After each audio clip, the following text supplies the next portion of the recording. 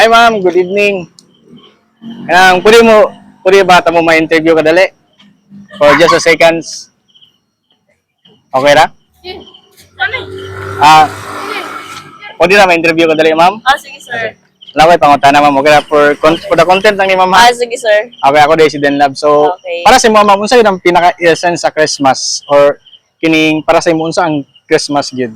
Why we celebrate Christmas? Christmas is ano siya, sa ulog ta sa ginatabo na to ang bagong tuig or like something bagong tuig is kuan nagano ta bago sa atong like 2024 end of 2024 ta back to 2025 na punta. So ang ato ang ginasaulog sa bagong tuig or Christmas is happy lang and then with family nana lang. Banding sa family. Banding sa family. Kana yung pinaka-importante ma'am, di ba? Importante gyud and with sa kuan sa Ginoo nga atong inaot nga atong Christmas is happy. Ayan. Thank you so much. Ma'am, sa pangalan ma'am? Vina di ay. Ay, ako rin si Den Labs. Thank you ma'am. Okay, Thank you ma'am thank you. Bella.